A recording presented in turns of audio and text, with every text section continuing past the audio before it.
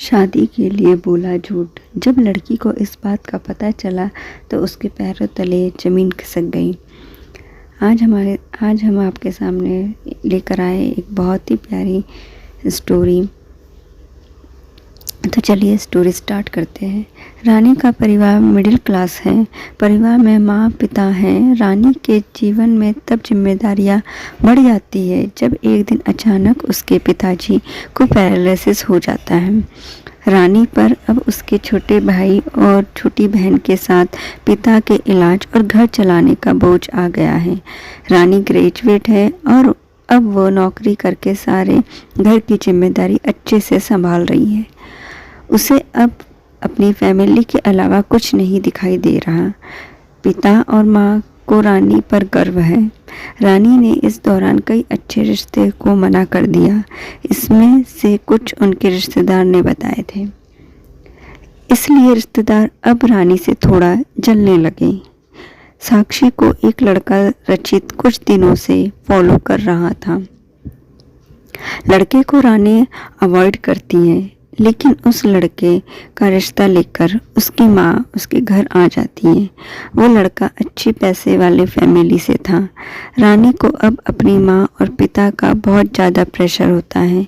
इस वजह से वो काफ़ी मनाने के बाद मान जाती है, लेकिन वो एक शर्त रख देती है कि वह अपने घर को संभालेगी और नौकरी नहीं छोड़ेगी। लड़के की माँ यह मान जाती है। शादी होती है। शादी के लिए वह खुश है। शादी के पहले वो लड़के से मिलकर बात करना चाहती है, लेकिन लड़के की तरफ से कोई पहल नहीं होती, तो वह भी कुछ नहीं करती। जल्दी में शादी करवा दी जाती है। रचित शादी के दिन ही कई दिनों बाद उसे दिखाई दिया है। बहुत नर्वस लग रहा है। वो जिससे पीछे पड़ा था, शादी उसी से हो रही है, लेकिन फिर भी उसके चेहरे पर खुशी नहीं है। रानी को यह बात बहुत अजीब लगती है। उसको अंदेशा हो जाता है कि कुछ गड़बड़ है। सुहाग रात की सेज पर वह बैठी है और बाहर से कई मर्दों की आवाज़ आ रही है। तभी वह बैठी बैठी सोचती है कि वह उन्हें आवाज़ से कैसे पहचानेंगी, क्योंकि अभी तक उसने उनकी आवाज़ सुनी ही नहीं। और फिर रचित कमरे में आता है। चेहरे का रंग पूरा उड़ा हुआ रहता है। रानी एक नज़र चुपके से उठाकर उसे देखती है। वह भी बिस्तर के एक कोने पर बैठ जाता है। कई देर हो जाती है। रानी को अजीब लगता है, क्योंकि रचित ना कुछ बोलता है ना ही उसके पास आता है। फिर रानी ही पहल करती है और कहती है, सुनिए, आप इतने नर्वस मत होइए, मुझे आप पसंद है। रचित उसकी ओर मुड़ता है। रानी उससे पूछती है, क्या हुआ, आप खुश तो है ना? रचित केवल गर्दन हिलाता है। रानी बोलती है, मुझे आपसे बहुत बातें करनी थी, लेकिन आपने पहले ही नहीं करी। चलिए अब करते हैं। रचित अभी भी चुप रहता है। रानी फिर बोलती है, आप कुछ बोल क्यों नहीं रहे? रचित की आंखों में अब आंसू आ जाते हैं। रानी घबरा जाती, क्या हुआ, मुझे तो बताइए। रचित अब साइन भाषा में बताता है कि वो बोल नहीं सकता। रानी को धक्का लगता है। वो चुप हो जाती है और रचित से दूर हो जाती है। पहली रात ही उसे पता चल जाता है कि उसके परिवार वालों के साथ धोखा हुआ है, क्योंकि लड़के वालों ने इतनी बड़ी बात छिपाई। उसे धोखा बर्दाश्त नहीं होता है। वह अपने घर वापस लौट आती है। उसके परिवार को भी इस बात का पता नहीं होता है। परिवार वाले भी यह सुनकर शॉक रह जाते हैं और अपने आप को कोसते हैं कि उन्होंने जल्दी कर दी, पहले पता लगवाना था। रानी ने फैसला लिया कि अब वह कोर्ट में बात ले जाएगी। शादी के एक दिन बाद ही बात तलाक तक पहुंच जाती है। रानी तलाक की अर्जी देती है। रचित की माँ रानी के घर आती है। रानी की माँ उन्हें भला बुरा कहती है। रानी उन्हें रोकती है और पूछती है, आपको जरूरी नहीं लगा इतनी बड़ी बात हमें बताना। रचित की माँ नीचे मुंह करके और चुप रहकर सारी बात सुन रही है। रचित की माँ कहती है कि मैं माँ अपने बेटे का भला ही चाहूँगी और उसके पिता भी नहीं हैं।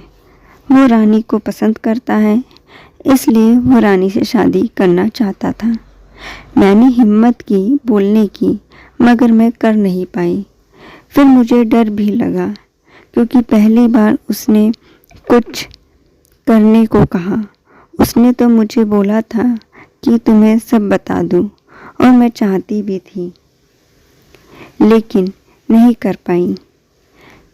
मैंने रचित को भी झूठ बोला कि तुम मान गई, लेकिन शादी के पहले उसे पता चल गया कि मैंने उसको झूठ बोला है।